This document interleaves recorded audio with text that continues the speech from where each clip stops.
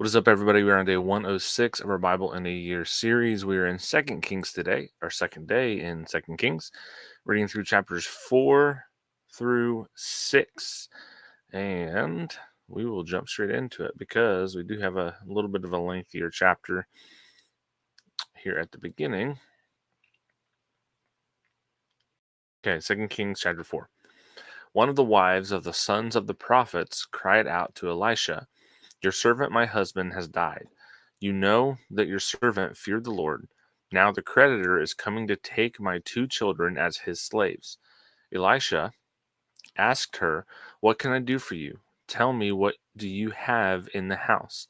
She said, "Your servant has nothing in the house except a jar of oil." Then he said, "Go out and borrow empty containers from all your neighbors. Do not get just a few. Then go in and shut the door behind you and your sons, and pour oil into all these containers. Set the full ones to the one side." So she left. After she had shut the door behind her and her sons, they kept bringing her containers, and she kept pouring. When they were full, she said to her son, "Bring me another container." But he replied, "There aren't any more." Then the oil stopped. She went and told the man of God, and he said, "Go sell the oil and pay your debt. You and your sons can live on the rest." This is kind of a cool story. Um, I've heard several messages about this story, and I think that there's sometimes it's easy to draw conclusions and parallels that aren't there. But I think ultimately what we can get from this is that God will provide, and it doesn't have to always make sense. Many times it won't make sense. If we're doing what God has told us to do, we're not going to directly be able to see, okay, here we are at point A, how are we getting to point B? Like there's a lot of times where that in between is we are completely blind to how those 2 points connect, but God still connects. Verse 8. One day Elisha went to Shunem. A prominent woman who lived there persuaded him to eat some food, so whenever he passed by, he stopped there to eat. Then she said to her husband, "I know that the one who often passes by here is a holy man of God. So let's make a small, walled in upper room and put a bed, a table, a chair, and a lamp there for him. Whenever he comes, he can stay there." One day he came there and stopped at the upstairs room to lie down. He ordered his attendant, Ge- Gehazi, call the Shunammite woman. So he called her and stood before him, and she stood before him. Uh, Sorry, I just lost my spot. Then he said to Gehazi, "Say to her, look, you've gone to all the trouble for us. What can we do for you? Can we speak on your behalf to the king or to the commander of the army?" She answered, "I am living among my own people." So he asked, "Then what should be done for her?" Gehazi answered, "Well, she has no son, and her husband is old." "Call her," Elisha said. So Gehazi called her, and she stood in the doorway. Elisha said, "At this time next year you will have a son in your arms." Then she said, "No, my lord, man of God, do not lie to your servant." The woman conceived and gave birth to a son at that same time the following year, as Elisha had promised her. The child grew and one day went out to his father and the harvesters. Suddenly he complained to his father, "My head, my head." His father told his servant, "Carry him to his mother." So he picked him up and took him to his mother. The child sat on her lap until noon and then died. She went up and laid him on the bed of the man of God, shut him in, and left. She summoned her husband and said, "Please send me one of your servants and one of the donkeys so I can hurry to the man of God and come back again." But he said, "Why go to him today? It's not a new moon or a Sabbath." She replied, "It's all right." Then she saddled the donkey and said to her servant, "Go fast, don't slow the pace for me unless I tell you." So she came to the man of God at Mount Carmel. When the man of God saw her at a distance, he said to his attendant Gehazi, "Look, there's the Shunammite woman. Run out to meet her and ask, 'Are you all right? Is your husband all right? Is your son all right?'" And she answered, "It's all right." When she came up to the man of God at the mountain, she clung to his feet. Gehazi came to push her away, but the man of God said, "Leave her alone. She is in severe anguish, and the Lord has hidden it from me. He hasn't told me." Then she said, Did I ask my Lord for a son? Didn't I say, 'Do not lie to me'?" So Elisha said to Gehazi, "Tuck your mantle under your belt, take my staff with you, and go. If you meet anyone, don't stop to greet him, and if a man greets you, don't answer him. Then place my staff on the boy's face." The boy's mother said to Elisha, "As the Lord lives, and as you yourself live, I will not leave you." So he got up and followed her. Gehazi went ahead of them and placed the staff on the boy's face, but there was no sound or sign of life. So he went back to meet Elisha and told him. The boy didn't wake up. When Elisha got to the house, he discovered the boy lying dead on his bed. So he went in, closed the door behind him, and the two of them, and prayed to the Lord. Then he went up and lay on the boy. He put mouth to mouth, eye to eye, hand to hand, while he bent down over him. The boy's flesh became warm. Elisha got up, went into the house, and paced back and forth. Then he went up and bent down over him again. The boy sneezed 7 times and opened his eyes. Elisha, oh, Elisha called Gehazi and said, "Call the Shunammite woman." He called her, and she came. Then Elisha said, "Pick up your son." She came, fell at his feet, and bowed to the ground. She picked up her son and left. So, again, I mentioned this before.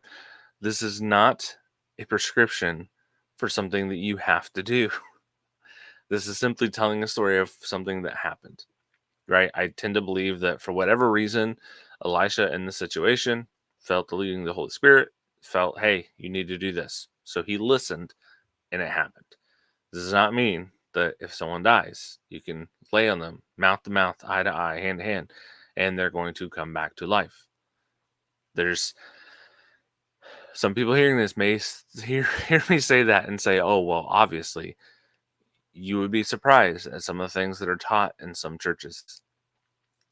Especially, I say this frequently, I love my charismatic brothers and sisters. I love my Pentecostal brothers and sisters. But there's a lot of this type of thinking that goes on with these types of stories. Verse 38. When Elisha returned to Gilgal, there was a famine in the land. The sons of the prophets were sitting before him. He said to his attendant, "Put on the large pot and make stew for the sons of the prophets." One went out to the field and to gather herbs, and found a wild vine from which he gathered as many wild gourds as his garment would hold. Then he came back and cut them up into the pot of stew, but they were unaware of what they were. They served some for the men to eat, but when they ate the stew, they cried out, "There's death in the pot, man of God." And they were unable to eat it. Then Elisha said, "Get some flour." He threw it into the pot and said, "Serve it for the people to eat." And there was nothing bad in the pot. A man from Baal Shalisha came to the man of God with his sack full of 20 loaves of barley bread from the first bread of the harvest. Elisha said, "Give it to the people to eat." But Elisha's attendant asked, "What, am I to set this before 100 men?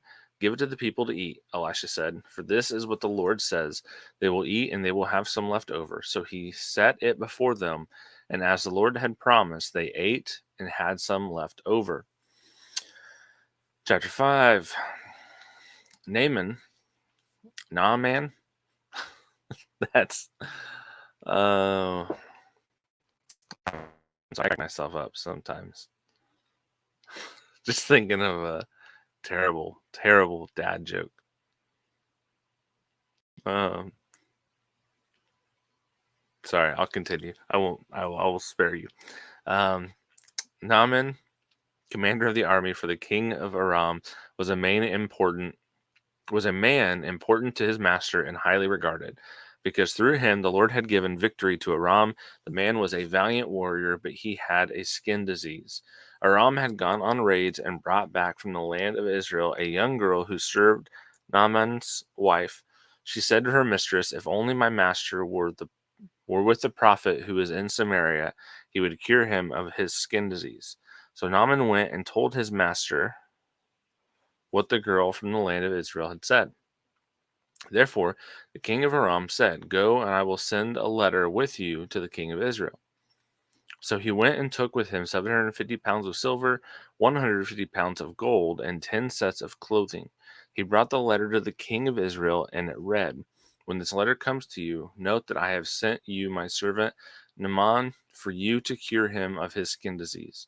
When the king of Israel read the letter, he tore his clothes and asked, "Am I God, killing and giving life, that this man expects me to cure a man of his skin disease? Recognize that he is only picking a fight with me." When Elisha, the man of God, heard that the king of Israel had torn his clothes, he sent a message to the king. "Why have you torn your clothes? Have him come to me, and he will know there is a prophet in Israel." So Naaman came with his horses and chariots and stood at the door of Elisha's house. Then Elisha sent him a messenger who said, "Go wash 7 times in the Jordan, and your skin will be restored and you will be clean." But Naaman got angry and left, saying, "I was telling myself, he will surely come out and stand and call on the name of the Lord his God and wave his hand over the place and cure the skin disease. Aren't Abana and Pharpar, the rivers of Damascus, better than all the waters of Israel? Couldn't I wash in them and be clean?" So he turned and left in rage. So you could say that, I'm sorry, I'm Elisha told him to go dip in the river, and he said, "Nah, man, um, it's terrible. I know. You're welcome. I'll be here all week." Verse 13. But his servants approached and said to him, "My father, if the prophet had told you to do some great thing, would you not have done it? How much more should you do it when he only tells you, 'Wash and be clean'?" So Naaman went down and dipped himself in the Jordan 7 times, according to the command of the man of God. Then his skin was restored and became like the skin of a small boy, and he was clean. So this is an interesting thing, and I think that there is something to this with people today. I do think that there are people who put Christianity to the side, and I've known some people that do this. They put Christianity to the side because it seems like it's too easy. It's too simple. Like it doesn't make sense that you would get eternal life for nothing. Like for literally just putting your faith in Jesus, right? Like there has to be some other stuff that you have to do. Like you have to earn this somehow. And so, Naaman, whatever his name is here, he almost walks away because it seems like it's too simple, right? Verse 15. Then Naaman and his whole company went back to the man of God, stood before him, and declared, "I know there's no God in the whole world except in Israel. Therefore, please accept a gift from your servant." But Elisha said, "As the Lord lives, in whose presence I stand, I will not accept it." Naaman urged him to accept it, but he refused. Naaman responded, "If not, please let your servant be given as much soil as a pair of mules can carry. For your servant will no longer offer a burnt offering or a sacrifice to any other god but the Lord. However, in a particular matter, may the Lord pardon your servant when my master, the king of Aram, goes into the temple of Rimmon to bow and worship while he is leaning on my arm, and I have to bow in the temple of Rimmon. When I bow in the temple of Rimmon, may the Lord pardon your servant in this matter." So he said to him, "Go in peace." After Naaman had traveled a short distance from Elisha, Gehazi, the attendant of Elisha, the man of God, thought, "My master has let this Aramean Naaman off lightly by not accepting from him what he brought. As the Lord lives, I will run after him and get something from him." So Gehazi pursued Naaman. When Naaman saw someone running after him, he got down from the chariot to meet him and asked, "Is everything all right?" Gehazi said, "It's all right. My master has sent me to say, I have just now discovered that 2 young men from the sons of the prophets have come to me from the hill country of Ephraim. Please give them 75 pounds of silver and 2 sets of clothing." But Naaman insisted, "Please accept 150 pounds." He urged Gehazi and then packed 150 pounds of silver in 2 bags with 2 sets of clothing. Naaman gave them to 2 of his attendants, who carried them ahead of Gehazi.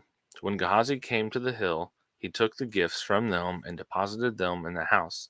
Then he dismissed the men, and they left. Gehazi came and stood by his master. "Where did you go, Gehazi?" Elisha asked him. He replied, "Your servant didn't go anywhere, and my heart didn't go when the man got down from his chariot to meet you." Elisha said, "Is this a time to accept silver and clothing, olive orchards and vineyards, flocks and herds, and male and female slaves? Therefore, Naaman's skin disease will cling to you and your descendants forever." So Gehazi went out from his presence, diseased, resembling snow. Chapter 6. The sons of the prophets said to Elisha, "Please notice that the place where we live under your supervision is too small for us. Please let us go to the Jordan, where we can each get a log and can build ourselves a place to live there." "Go," he said. Then one said, "Please come with your servants." "I'll come," he answered. So he went with them, and when they came to the Jordan, they cut down trees. As one of them was cutting down a tree, the iron axe head fell into the water, and he cried out, "Oh, my master, it was borrowed." Then the man of God asked, "Where did it fall?" When he showed him the place, the man of God cut a piece of wood, threw it there, and made the iron float. Then he said, "Pick it up." So he reached out and took it. When the king of Aram was waging war against Israel, he conferred with his servants, "My camp will be at such and such a place."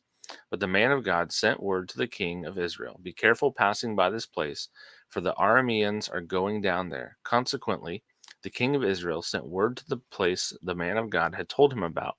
The man of God repeatedly warned the king, so the king would be on guard. The king of Aram was enraged because of this matter, and he called his servants and demanded of them, "Tell me, which one of us is for the king of Israel?" One of his servants said, "No one. My lord the king, Elisha, the prophet of Israel, tells the king of Israel even the words you speak in your bedroom." So the king said, "Go and see where he is, so I can send men to capture him." When he was told, "Elisha is in Dothan," he sent horses, chariots, and a massive army there. They went by night and surrounded the city. When the servant of the man of God got up early and went out, he discovered an army with horses and chariots surrounding the city. So he asked Elisha, "Oh, my master, what are we to do?"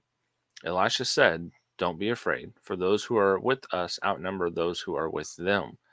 Then Elisha prayed, "Lord, please open his eyes and let him see." So the Lord opened the servant's eyes, and he saw that the mountain was covered with horses and chariots of fire all around Elisha. When the Arameans came against him, Elisha prayed to the Lord, "Please strike this nation with blindness." So he struck them with blindness according to Elisha's word. Then Elisha said to them, "This is not the way, and this is not the city. Follow me, and I will take you to the man you're looking for." And he led them to Samaria. When they entered Samaria, Elisha said, "Lord, open these men's eyes and let them see." So the Lord opened their eyes, and they saw that they were in the middle of Samaria. When the king of Israel saw them, he said to Elisha, "Should I kill them? Should I kill them, my father?" Elisha replied, "Don't kill them. Do you kill those you have captured with your sword or your bow? Set food and water in front of them so they can eat and drink and go to their master." So he prepared a big feast for them. When they had eaten and drunk, he sent them away, and they went to their master. The Aramean raiders did not come into Israel's land again. Sometime later, King Ben-Hadad of Aram brought his military units together and marched up and laid siege to Samaria. So there was a severe famine in Samaria, and they continued the siege against it until a donkey's head sold for 34 ounces of silver, and a cup of dove's dung sold for 2 ounces of silver. Sounds like a pretty crappy economy. I'm on a roll tonight or today, people. I hope you're enjoying this. Verse 26. As the king of Israel was passing by on the wall, a woman cried out to him, "My lord the king, help." He answered, "If the Lord doesn't help you, where can I get help for you? From the fresh threshing floor or the winepress?" Then the king asked her, "What's the matter?" She said, "This woman said to me, 'Give up your son, and we will eat him today. Then we will eat my son tomorrow.' So we boiled my son and ate him. And I said to her the next day, 'Give up your son, and we will eat him.' But she has hidden her son." Wow, I can't imagine why. When the king heard the woman's words, he tore his clothes. Then, as he was passing by on the wall, the people saw that there was sackcloth under his clothes next to his skin. He announced, "May God punish me and do so severely if the head of Elisha, son of Shaphat, remains on his shoulders today." Elisha was sitting in his house, and the elders were sitting with him. The king sent a man ahead of him, but before the messenger got to him, Elisha said to the elders, "Do you see how this murderer has sent someone to remove my head? Look, when the messenger comes, shut the door to keep him out. Isn't the sound of his master's feet behind him?" While Elisha was still speaking with them, the messenger came down to him. Then he said, "This disaster is from the Lord. Why should I wait for the Lord any longer?" Okay, chapter 6 is done. The reading for today is done and in the books. And now we're on to our questions. So, question 1: Elisha's miracles for the destitute in chapter 4, like the widow's oil, reflect God's care for the marginalized. How does this deepen our theological grasp of divine compassion as central to God's character, anticipating Christ's ministry to the poor?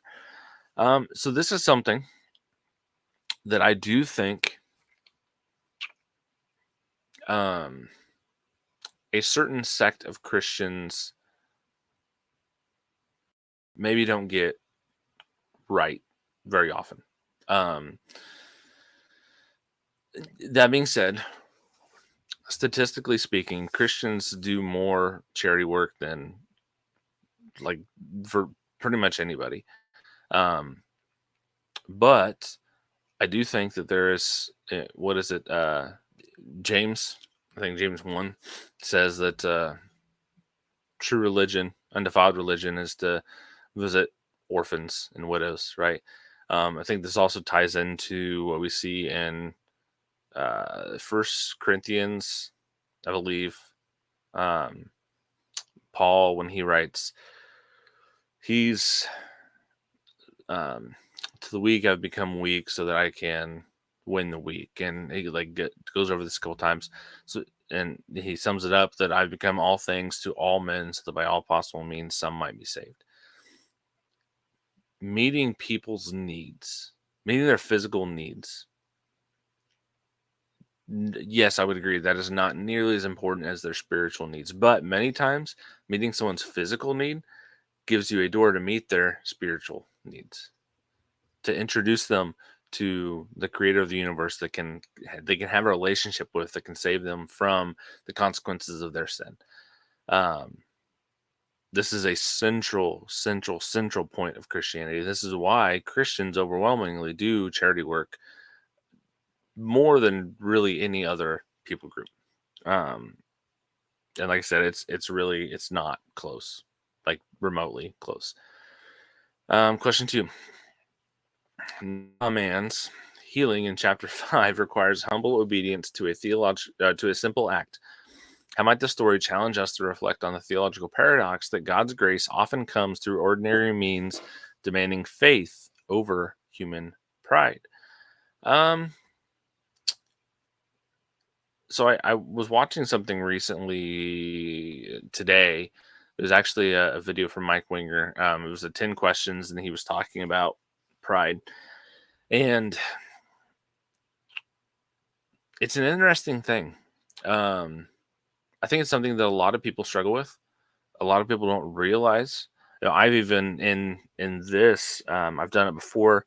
I have people that are watching. They may not watch. I'm sure they don't watch everything I do, but they have an eye on the content that I make. I've even said something just recently. Actually, said something to my pastor because we've transitioned churches, and I've not hadn't done it yet. But I've said something to my pastor too, that even though this is outside of the ministry of my church, that I am still under his authority, and he still has a right to check me if I start to go too far off the reservation with this stuff. And I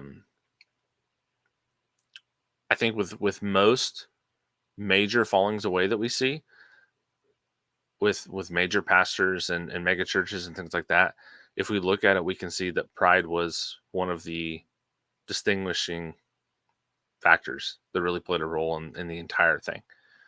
Um, Pride is,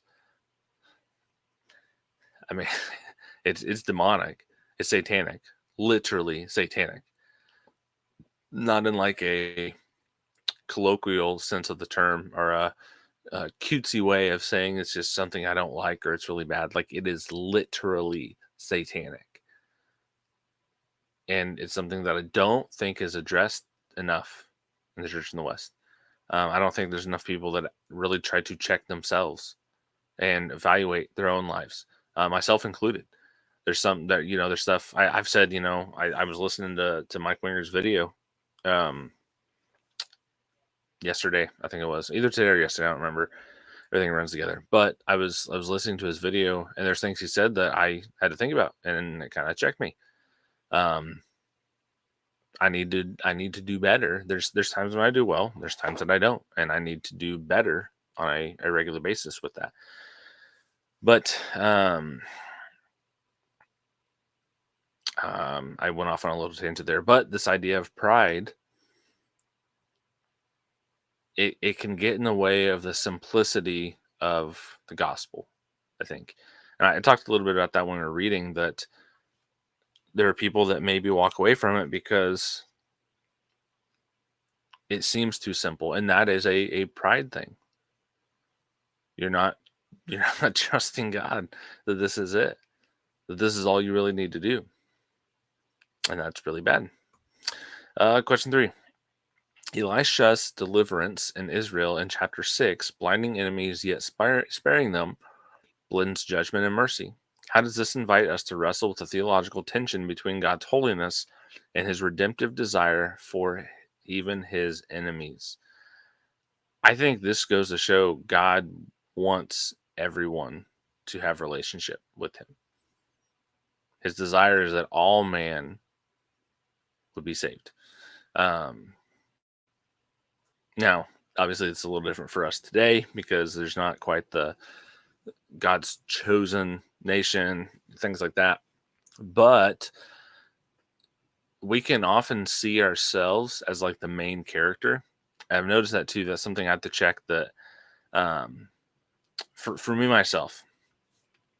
If someone does something that offends me, and I start to notice that I'm taking offense there, one thing that I do like to do is check myself, like remind myself that it really doesn't matter what they've done. First of all, if I'm actually living my life, my flesh crucified, then you can't offend a dead person. Simply put, you can't offend somebody that's dead. So if I'm living my life crucified like I should be, then that shouldn't happen. But also, I'm no more special than they are. God loves them as much as he loves me. Jesus died for them as much as he died for me. So I don't have any leg to stand on. The only person that has a leg to stand on when talking about being taking offense would be Jesus, because he is, or yes, Jesus God would be, because he is actually good, like in the ultimate sense of the word good, not just by comparison to other stuff around him. He is ultimate good and holy. So he has a right and he doesn't. So we shouldn't either. Yeah, that is it for today. Appreciate everyone watching and listening up to this point. Don't forget to like, comment, subscribe. I enjoy reading comments, seeing comments from people, and interacting with those as much as I can. If this has been a blessing to you, don't forget to share it to other people. This is one of the purposes of this series is just to give somebody that people can read along with, to help them stick with a daily Bible reading plan, help them actually stick with it, give them someone that they can like Obviously, not like directly converse with, like back and forth, but make it easier. Give them someone that they can read along with, and help them to stick with that. That's the purpose. So if it's been a blessing to you and help you with that way, share it with other people, and maybe it can help them as well. Tomorrow we'll be back in Second Kings chapter 7 through 9. It'll be good, and I will see you then. Thanks. God bless.